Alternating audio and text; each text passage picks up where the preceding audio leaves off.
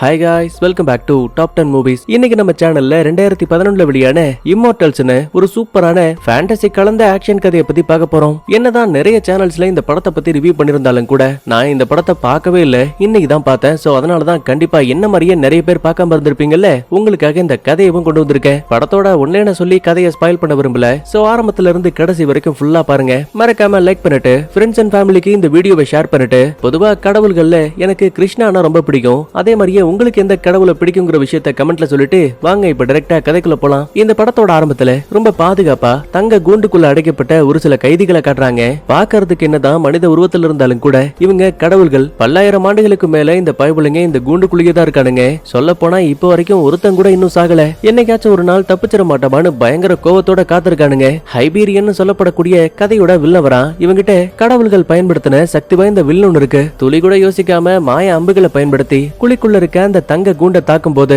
ஒரு பிரகாசமான வெளிச்சம் நேரா வானத்தை நோக்கி பறக்குது. அடுத்த நிமிஷமே இத்தனை ஆண்டுகளா கூண்டுக்குள்ள அடைக்கப்பட்ட அத்தனை பேரும் வேக வேகமா வெளியில வர மாதிரி தெரியுது. இதெல்லாம் ஒரு கனவா நினைச்சு பார்த்து டக்குன்னு கதையோட ஹீரோயின் கண்ண முழிக்கிறாங்க. ஆக்சுவலா இவ மோனாஸ்ட்ரின்னு சொல்லப்படக்கூடிய ஒரு இடத்துல கன்னியாஸ்திரியா இருக்கா. இவ கூடயே சில தோழிகளும் இருக்காங்க. சந்தேகத்துல கூட இருக்காளுங்க. என்னாச்சு, மறுபடியும் நீ எதிர்காலத்தை பாத்தியா? ஆமா, அந்த கெட்ட அரசனான ஹைபீரியன் மலைகளுக்குள்ள சிறை வச்சிருக்க டைட்டன்ஸை விடுதலை பண்ணிட்டான். அது மட்டும் இல்ல, அவனோட கையில எபீரியஸ் சொல்லப்படக்கூடிய கடவுள்களுக்கு சொந்தமான ஒரு வில்லையும் பார்த்தேன். சரி, அப்படின்னா நேரத்தை வீணாக்க வேணாம், வாங்க முதல்ல கடவுள்கிட்ட பிரார்த்தனை பண்ணுவோம். கட் பண்ணா அடுத்து ஒரு சின்ன வாய்ஸ் கேக்குது. கூண்டுக்குள்ள அடைக்கப்பட்ட கடவுள்கள் யாருன்னு ஒரு கதையை சொல்ல ஆரம்பிக்கிறாங்க. பல்லாயிரம் ஆண்டுகளுக்கு முன்னாடி நல்ல கடவுள்களுக்கும் கெட்ட கடவுள்களுக்கும் மிகப்பெரிய யுத்தம் உண்டாச்சாம். அவங்க தங்களுக்குள்ள இருக்க சூப்பர் பவரை பயன்படுத்தி ஒருத்தருக்கு ஒருத்தர் அடிச்சுக்கிட்டாங்க.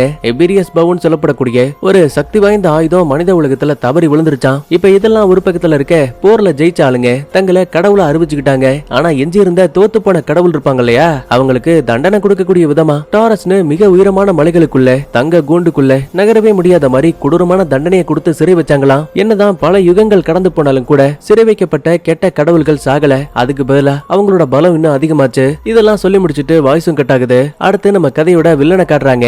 எக்கச்சக்கமான படைகளை கூட்டிக்கிட்டு நேரா நம்ம ஹீரோயின் தங்கி இருக்கக்கூடிய அந்த மொனாஸ்ட்ரிக்கு வரான். இதை தெரிஞ்சுக்கிட்ட பாதிரியார்கள் நம்ம ஹீரோயினை ஏற்கனவே அந்த இடத்தை விட்டு தப்பிக்க வச்சுட்டாங்க.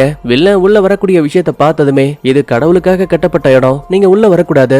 எது கடவுளா? இன்னும் உனக்கு அந்த கடவுள் மேல நம்பிக்கை இருக்கா? ஏண்டா, என் மனைவி புள்ள இவங்க ரெண்டு பேரும் தீராத நோயால பாதிக்கப்பட்டு அவதிப்பட்டு இறந்து போனாங்க. அந்த நேரத்துல நீ வணங்கக்கூடிய கடவுள்லாம் எங்க போனாங்க? என் குடும்பத்தோட இழப்புக்கு கண்டிப்பா அந்த கடவுளை நான் சாகடிப்பேன். இப்படி எல்லாம் பேசிட்டு அந்த பாதிரியார் உடம்புல ஃபுல்லா நெருப்பு வச்சு விட்டாங்க.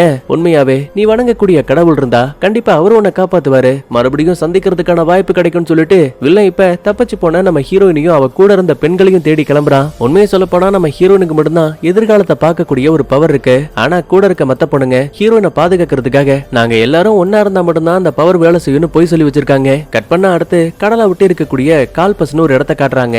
இங்கதான் நம்ம ஹீரோ வாழ்ந்துட்டு இருக்கான். ஆக்சுவலா இவன் ஹெலாட்டியன்னு சொல்லப்படக்கூடிய ஒரு வம்சாவளியை சேர்ந்தவன். பக்கத்துல ஒரு வயசான தாத்தா இருக்காரு இல்லையா, அவர்தான் நம்ம ஹீரோவுக்கு தற்காப்பு கலையை சொல்லி கொடுத்த குரு. என்னதான் சண்டை போடக்கூடிய திறமை இருந்தாலும் கூட அம்மா மேல இருக்க அளவு கிடந்த பாசத்தாலேயே இவன் இப்ப வரைக்குமே விவசாய வேலையை மட்டும் தான் பாத்துட்டு இருக்கான். அப்பதான் பேச்சு வாக்குல குருவம், ஏப்பா உனக்கு தான் வயசாயிடுச்சே, உங்க அம்மா ஆசைப்பட்ட மாதிரி நீ ஒரு அழகான பொண்ணை பார்த்து கல்யாணம் பண்ணிக்கிட்டா என்ன? கடவுள்கிட்ட உங்க அம்மா கூட போய் வேண்டு. மன்னிச்சிருங்க குருவே, எனக்கு கடவுள் மேல நம்பிக்கை இல்ல, அதே டைம்ல அம்மாவுக்கு நம்பிக்கை இருக்குன்னா அதை மறுக்கிறதுக்கு நான் ஒன்னும் கொடூரமான ஆளும் இல்ல. இப்படி எல்லாம் பேசிட்டு கோவிலை விட்டு வெளியில வந்த அம்மாவையும் கூட்டிக்கிட்டு மறுபடியும் தன்னோட வீட்டுக்கு போயிட்டான். அடுத்த நாள் காலையில விடியுது. அபாய ஒலியோட சத்தமும் கேக்குது. அவசர அவசரமா ஹீரோ வெளியில வந்து கவனிக்கும் போது இந்த ஹெலாட்டியன் சோல்ஜர்ஸோட ஒரு தளபதி பேச ஆரம்பிக்கிறாரு. இந்த பாருங்க, மொனாஸ்ட்ரியில இருந்த தளபதியை அந்த ஹைபீரியனோட ஆளுங்க அட்டாக் பண்ணிட்டாங்க. கண்டிப்பா நாளைக்குள்ள அவங்க இங்க வந்துருவாங்க. சோ முடிஞ்ச வரைக்கும் நம்ம மக்களை பாதுகாத்து தலைநகரமான டாரஸ்க்கு கூட்டிட்டு போங்க, ஏன்னா அங்கதான் உங்களுக்கு பாதுகாப்பு கிடைக்கும். என்னதான் மொத்த பேருமே இந்த டீலுக்கு சரின்னு சொன்னாலும் கூட மார்கஸ்னு ஒருத்த மட்டும் உள்ள பூந்து பிரச்சனையை கொடுக்குறான். என்னையா,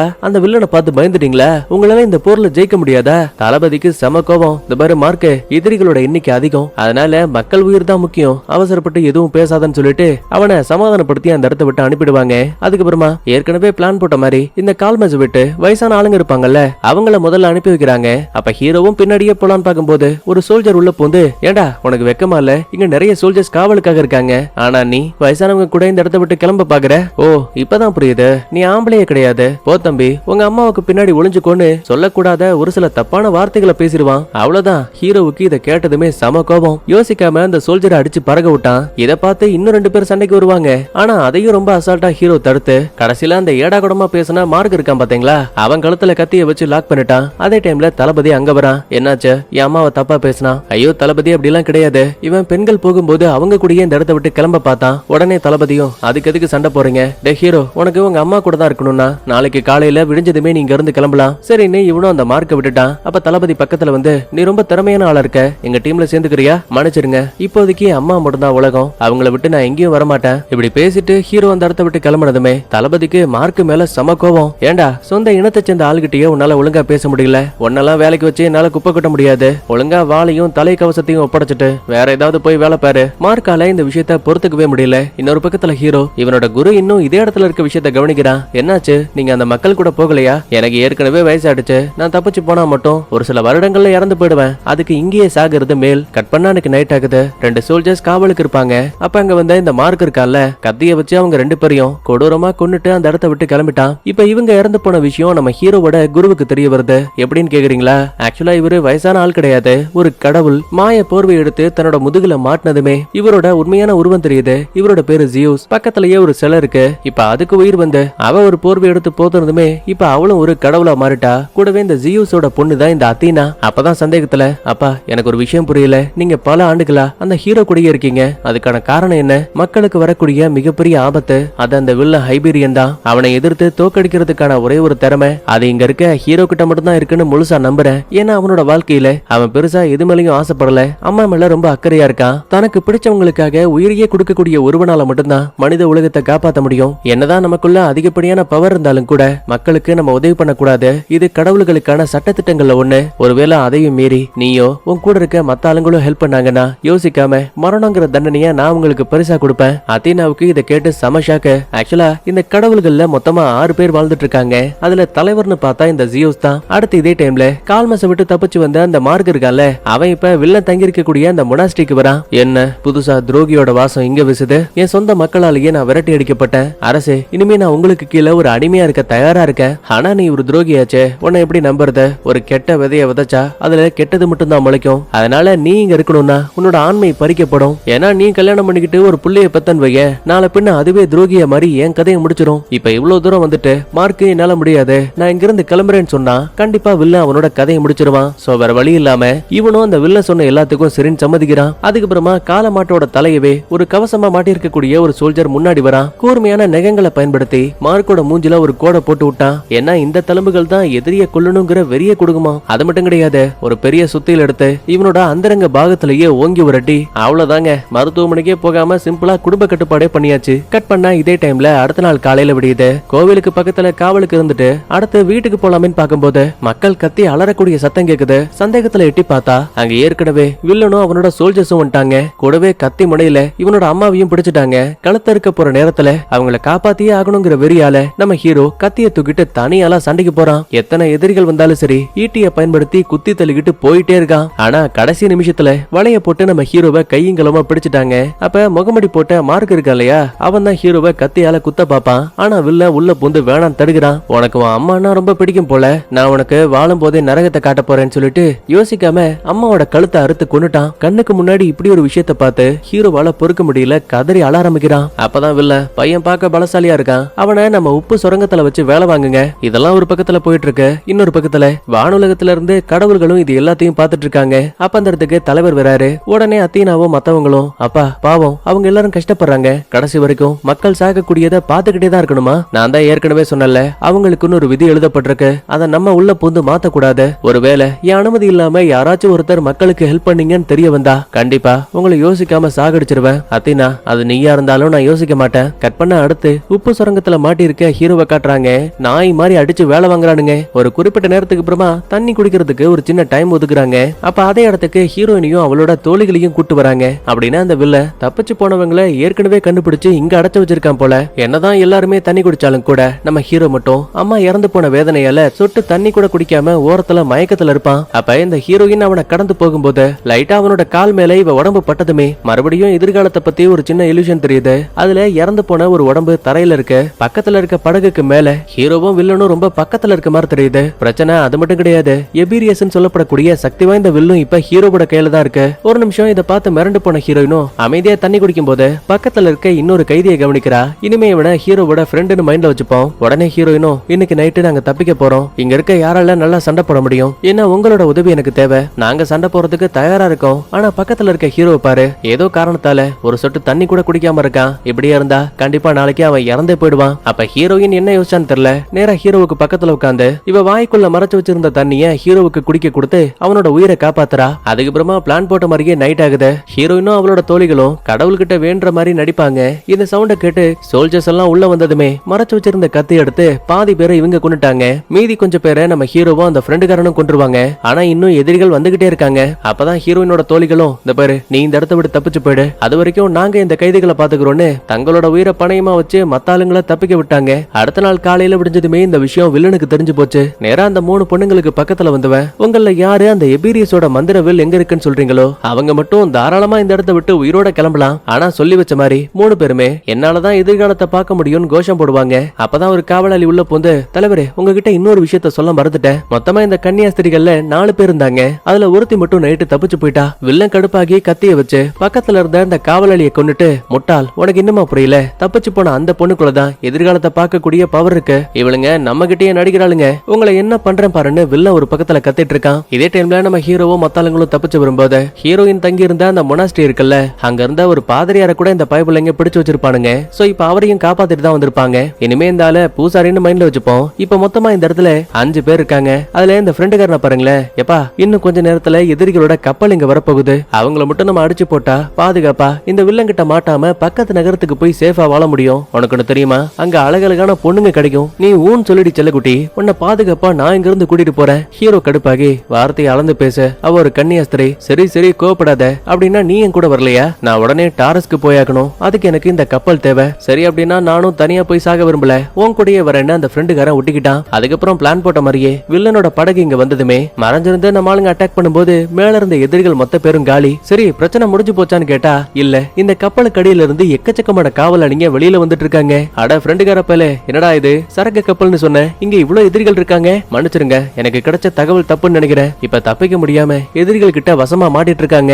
இதே டைம்ல வானுலகத்துல இருந்து இதெல்லாம் பார்க்கக்கூடிய அதீனா பக்கத்துல இருக்க இன்னொரு கடவுளை பார்த்து, நம்ம நல்ல நேரம் அப்பா இங்க இல்ல, நேரடியா மனிதர்களுக்கு உதவி பண்ணக்கூடாது, அதை நானும் ஒத்துக்கிறேன். ஆனா நீ கடல்களின் கடவுள், உன்னோட இடத்துல இருக்க மக்களை நீ தான் காப்பாத்தியாகணும். சரி அப்படின்னா தலைவர் வந்து கேட்டா, நான் ஒரு முக்கியமான வேலையா வெளியில போயிருக்கேன்னு சொல்ல ஒரே ஜம்ப்ல வானத்துல இருந்து நேரா கடல்ல தாவி குதிக்கிறான். அடுத்த நிமிஷமே ஒரு மிகப்பெரிய அலைகள் நம்ம ஹீரோயின் இருக்க இடத்த நோக்கி வந்துட்டு இருக்கு. கூடவே ஹீரோயினுக்கு அதுல ஒரு இல்யூஷன் வருது. அது என்ன தெரியுமா, நீங்க அசையாம கப்பலை பிடிச்சபடி பாதுகாப்பா நிக்கணும்னு. உடனே நம்ம ஆளுங்களும் அதே மாதிரியே பண்ணுவாங்க.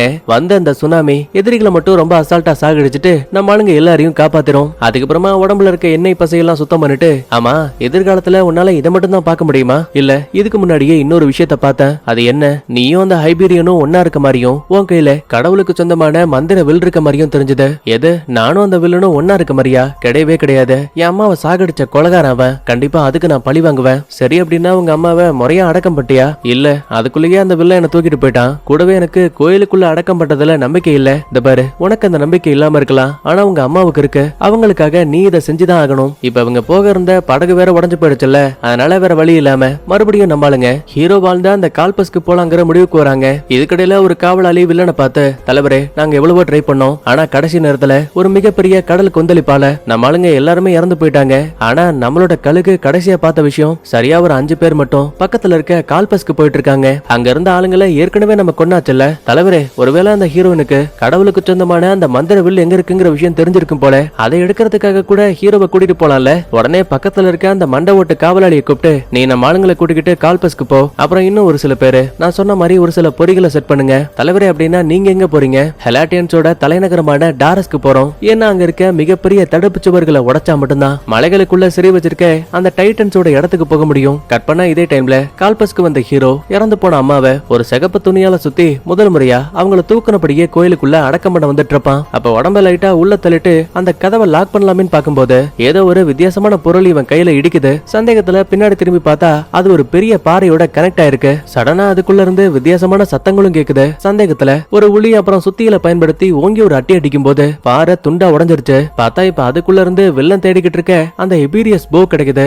அதாவது கடவுள்களுக்கு சொந்தமான மந்திர வில்லு. லைட்டா அதோட நரம்ப இழுத்ததுமே பிரகாசமான வெளிச்சத்தோட ஒரு மந்திர வில் உருவாகுது. இத ஹீரோ மெய்மறந்து பார்த்துட்டு இருக்க நேரத்துல டக்குனு ஒரு பட்டாக்கத்தி ஹீரோவோட வில்லு மேல படுது. இது மூலமா வில்லு கீழே விழுந்துரும். பயந்து போனவன் தன்னை யார அட்டாக் பண்ணாங்கன்னு பதுங்கி பார்க்கும்போது போது கடைசியில அது மண்டை ஓட்டு காவலாளி ஹீரோவை சரமாரியா அடிக்கிறான். உருவத்துல பெருசா இருக்கதால ஆரம்பத்துல நம்ம ஆளால சமாளிக்கவே முடியல. அப்பதான் மண்டை ஓட்டுக்காரன் தூக்கி போட்ட பட்டாக்கத்தி இருக்கும்ல, 2 கால்லயும் மாங்குன்னு வெட்டிடுவான். வழிதாங்க முடியாம மண்டை ஓட்டுக்காரன் சுருண்டு விழுந்துருவான். இதுதான் சாக்குன்னு கத்திய வச்சு கல்தாம்பாட்டிலேயே ஒரு போடு, தலை மட்டும் தனியா துண்டா வந்துருச்சு. அதுக்கப்புறமா மந்திர வில்லையும் வெட்டப்பட்ட தலையும் தூக்கிட்டு நேரா ஹீரோயினையும் மத்தாளங்களையும் பார்க்கலான்னு போகும்போது அங்க ஏற்கனவே வந்த வில்லனோட அடியாளுங்க இவன் கூட்டாளிகள்ல ஒருத்தனை கத்தியால குத்தி கொன்னுட்டானுங்க.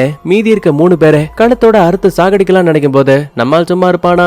இப்பதான் இவன் கிட்ட மந்திர வில் இருக்குல்ல, அதை பயன்படுத்தி தூரத்துல இருந்தே குறி வச்சு தாக்கும் போது நொடி பொழுதுல அங்க இருந்த காவலாளிங்க 4 பேருமே இறந்து போயிடுவாங்க. ஃப்ரெண்டுக்காரன் ஹீரோயின் அப்புறம் அந்த பூசாரின்னு 3 பேரையும் ரொம்ப அசால்ட்டாவே காப்பாத்திட்டான். பார்த்தா அடுத்த நிமிஷமே நம்ம ஹீரோ அதே இடத்துல மயங்கி போயிடுவான். கண்ண முழிச்சு பார்த்தா நைட் ஆகுது. என்னாச்சு, நான் எப்படி இங்க வந்தேன்? நேத்து நீ அந்த மண்டை ஓட்ட அரக்கன் கூட சண்டை போட்டல, அவன் ஆயுதங்கள்ல விஷம் தடவப்பட்டிருக்கு. சோ அது மூலமா நீ காயம்படுதால விஷம் தலைக்கேறி மயங்கிட்ட. நல்ல வேலை மாத்து மருந்து என்கிட்ட இருந்ததால உயிர் பழச்ச. பதிலுக்கு ஹீரோவும், உன்னால எதிர்காலத்தை பார்க்க முடியுது, அது உனக்கு ஒரு பெரிய வரம்ல. கண்டிப்பா கிடையவே கிடையாது. என்னால எதிர்காலத்தை பார்க்க முடிஞ்சாலும் கூட என்னால அதை மாத்த முடியலையேன்னு ஒவ்வொரு நாளும் ஒரு சின்ன உறுத்தல் இருந்துகிட்டே இருக்கு. இப்படி பேசிக்கிட்டே ஹீரோவோட கையை லைட்டா பிடிக்கும் போது அவன் சும்மா இருப்பானா? கட்டி பிடிச்சு பச்சக்கா பண்ணிப்பான். அப்ப கூட சந்தேகத்துல ஹீரோவும், இப்ப நீயும் நானும் ஒன்னா இருந்தா இதுக்கப்புறம் உன்னால எதிர்காலத்தை பார்க்கவே முடியாது, அது உனக்கு பரவாயில்லையா? நானும் அதுக்குதான் ஆசைப்படுறேன்னு சொல்லிட்டு யோசிக்காம ஹீரோயின் ஒன்னா இருந்துருவாங்க.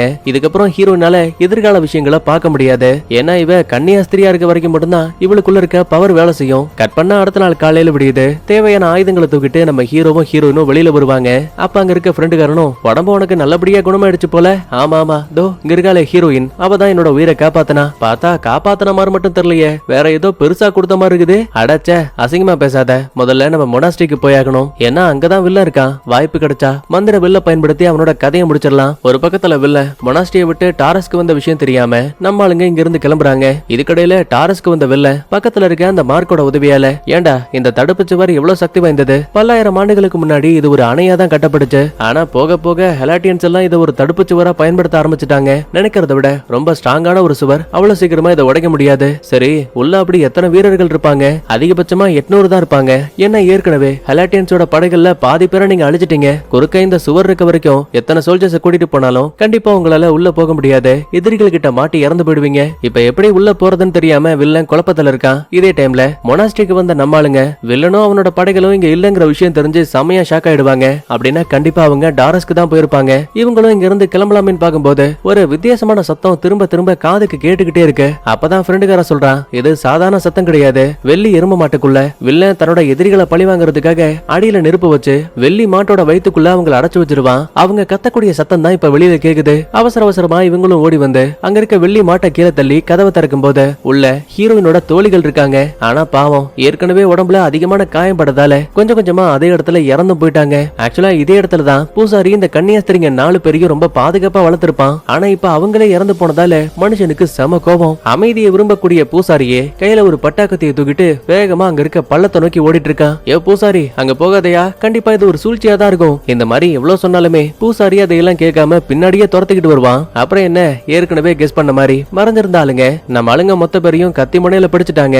ஹீரோவோட கையில இருந்த மந்திர வில் கீழே விழுந்ததுமே அதை ஒரு நாய் தூக்கிட்டு வேகமா அந்த இடத்தை விட்டு ஓடி போயிடுச்சு. அவ்வளவுதான், நம்ம ஆளுங்க சாக போறாங்களோன்னு நினைக்கும் போது வானத்துல இருந்த ஒரு கடவுளால இதை பார்த்து பொறுக்க முடியல. கையில சுத்தியில தூக்கினபடி நொடி பொழுதுல பூமியில வந்து இறங்கிட்டான். கண்ணுக்கு முன்னாடி இருக்க ஒவ்வொரு எதிரிகளோட தலைகளையும் ஏதோ அப்பளத்தை நொறுக்கிற மாதிரி அடிச்சு நொறுக்குறாங்க. ஒரு வழியா மொத்த பேரும் இறந்ததுக்கு அப்புறமா அந்த இடத்துக்கு இந்த அத்தீனாவரா கூடவே 2 மாய குதிரைகளையும் கொண்டு வந்திருக்கா. இங்க இருந்து டாரஸ்க்கு போறதுக்கு ரொம்ப நேரம் ஆகும். அதனால இந்த குதிரைகளை பயன்படுத்துங்க. சாகர வரைக்கும் இது உங்களுக்காக ஓடும். இப்ப வரைக்குமே ஹீரோ கடவுள்னா வெறும் பொய்கள் கட்டுக்கதை நினைச்சுக்கிட்டு இருந்தவன் முதல் முறையா அந்த கடவுள்களையே கண்டுக்கு நேரா பார்த்ததால தகச்சு போய் உட்கார்ந்துட்டு இருப்பான். அப்ப கரெக்டா அந்த கடவுள்களோட தலைவர் அங்க வராரு. அத்தீனாவுக்கு இத பார்த்ததுமே சமஷாக்கு, அப்பா என்ன மன்னிச்சிருங்கப்பா, உங்க உத்தரவு மீறி நான் பூமிக்கு வந்துட்டேன். அப்பதான் பின்னாடி இருக்க பூமி கடவுளும், அத்தீனா மேல எந்த தப்பும் இல்ல, நான் மனிதர்களுக்கு ஹெல்ப் பண்ண, அதுக்கப்புறம் தான் அவ பூமிக்கு வந்தா. அப்படி பார்க்கும்போது அவ ஒரு நிரபராதி, தண்டிக்கணும்னா நீங்க என்னதான் தண்டிக்கணும். பயங்கரமா அழுதபடியே கத்திக்கிட்டு பக்கத்துல ஒரு இரும்பு சங்கிலி இருக்கும். அது ஆக்சுவலா ரொம்ப நேரமா நெருப்புலயே இருந்திருக்கும். அத அந்த தலைவர் கடவுள் கையில் எடுத்து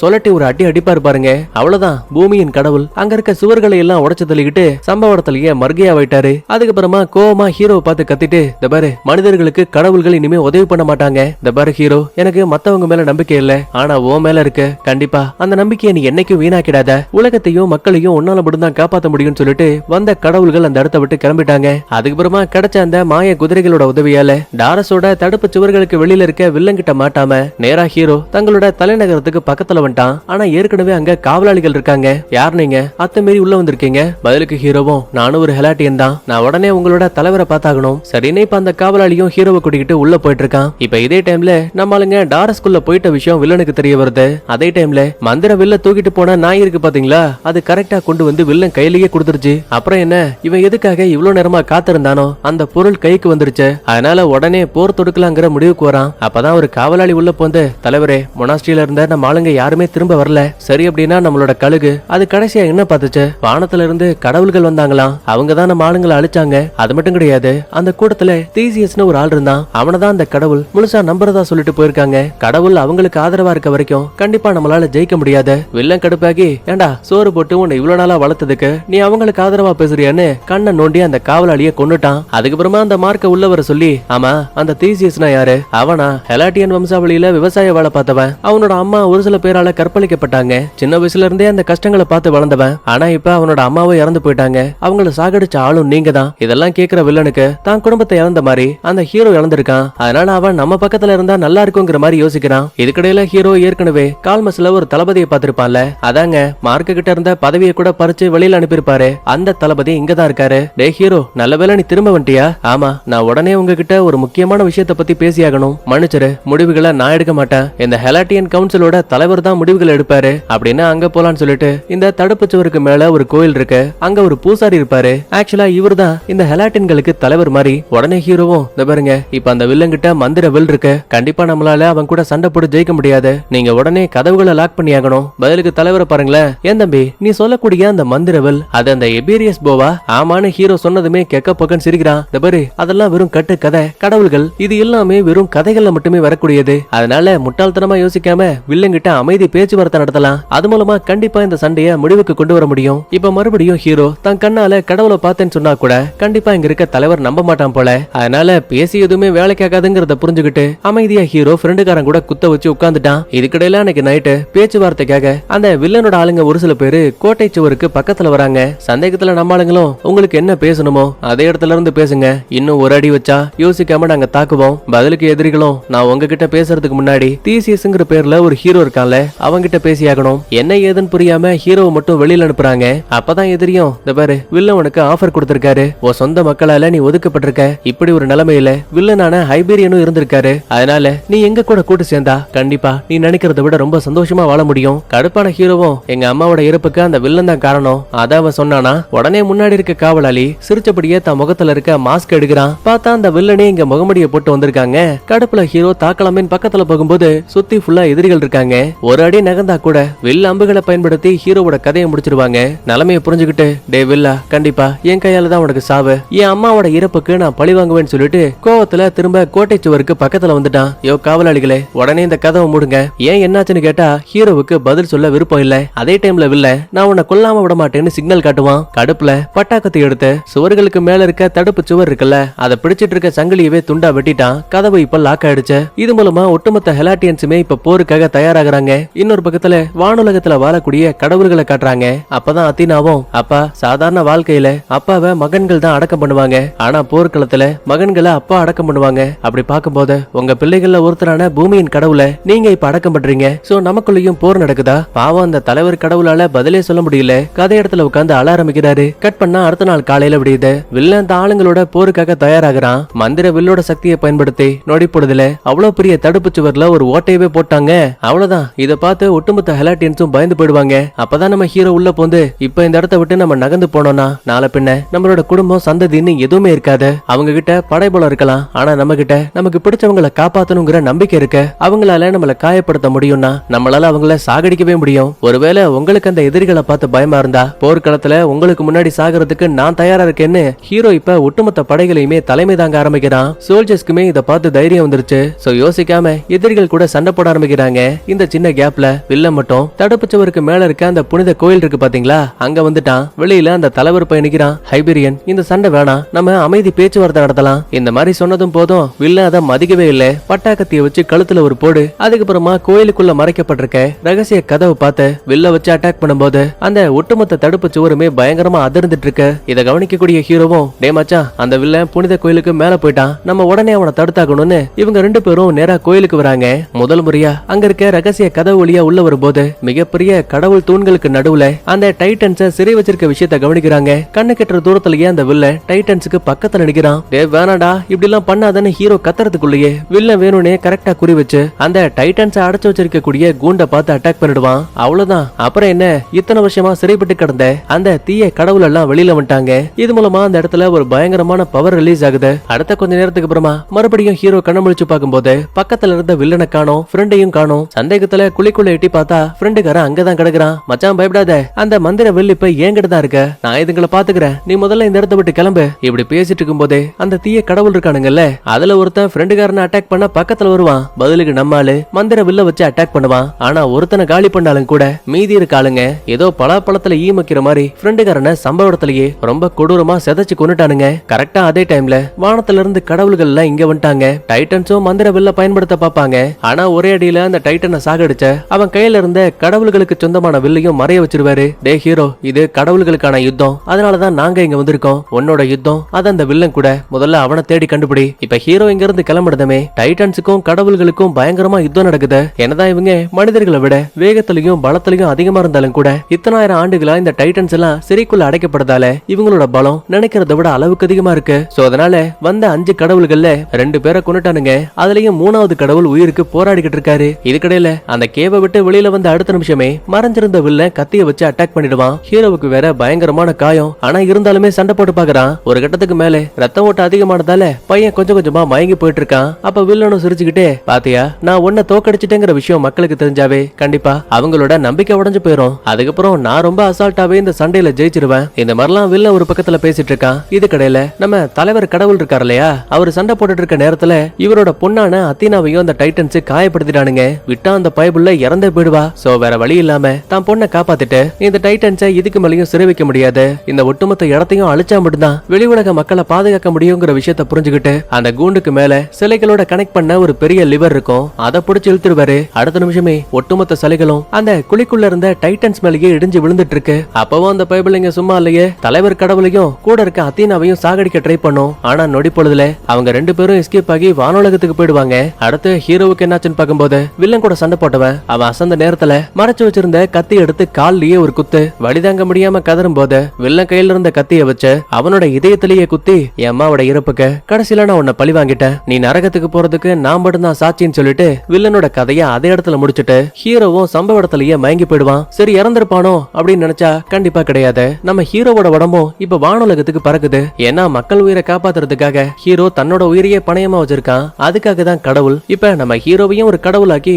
வானுலகத்துக்கு தூக்கிட்டு போயிருக்காங்க. இப்ப வில்லன் இறந்து போனதும் கடவுள்கள் ஹெலாட்டியன்ஸுக்கு உதவி பண்ணுதுங்கிற விஷயம் தெரிஞ்சதும் வில்லனோட எதிரிகள் தோல்வியை ஒத்துக்கிட்டு பாதியிலேயே அந்த இடத்தை விட்டு கிளம்பிடுவானுங்க. இப்ப இதெல்லாம் நடந்து சில பல வருஷங்கள் ஆகுது. நம்ம கதையோட ஹீரோயின் இருக்கா இல்லையா, அவ கடைசியா ஹீரோ கூட ஒண்ணு மணுமா இருந்ததால கர்ப்பமா இருப்பா போல. இப்ப அவளுக்கு ஒரு குழந்தை பிறந்திருக்கு. அந்த குழந்தைகிட்ட நடந்த எல்லாத்தையுமே ஒரு கதையா சொல்லிட்டு இருக்காரு. ஆமா, இப்ப என்னோட அப்பா எங்க இருக்காரு, மனித உலகத்துல போர் என்னதான் முடிவுக்கு வந்தாலும் கூட வானுலகத்துல இப்பதான் போர் ஆரம்பிக்க போகுது, அந்த சண்டையில கலந்துக்கிறதுக்காக தான் தீசியஸும் போயிருக்காரு. இப்படி எல்லாம் சொன்னதுக்கு அப்புறமா கேமராவும் கொஞ்சம் கொஞ்சமா திரும்புது. அப்பதான் அந்த கதை சொல்லக்கூடிய ஆள் யாருன்னு பார்க்கும்போது நம்ம ஹீரோவுக்கு தற்காப்பு கலைகளை சொல்லி கொடுத்த குரு தான் அது. டே தம்பி, உனக்கு ஒரு விஷயம் தெரியுமா, உங்க அப்பா எனக்கு ரொம்ப நல்லா தெரியும்பா, மனுஷன் தங்கமான ஆளு, உன் எதிர்காலத்துக்காக கண்டிப்பா வானுலகத்துல உங்க அப்பா சண்டை போடுவாரு, அதுக்கு நீயும் தயாராகணும். உடனே ஹீரோயினோட பையனும் அங்க இருக்க அந்த வில்லன் தலையில லைட்டா கைய வைக்கும் போது அவனுக்கு ஹீரோயின் மாதிரியே எதிர்காலத்தை பாக்குறதுக்கான பவர் இருக்கு போல. அது மூலமா ஒரு சின்ன இல்யூஷன் வருது. அதுல தாத்தா உருவத்துல இருக்க தலைவர் கடவுள் சொன்ன மாதிரியே வானுலகத்துல கடவுள்கள் எல்லாம் ஒன்னா சேர்ந்து டைட்டன்ஸ் கூட சண்டை போடுவாங்க. அதே யுத்தத்துல நம்ம ஹீரோவும் ஒரு கடவுளா சண்டை போற மாதிரி காட்டி அப்படியே இந்த இடத்துல சூப்பரா படத்தையும் முடிக்கிறாங்க. நான் சொன்ன இந்த கதை தெளிவா புரிஞ்சிருக்கும் நம்புறேன். சரி ஓகே, அடுத்த ஒரு சூப்பரான தரமான படத்தோட வரங்க. பை.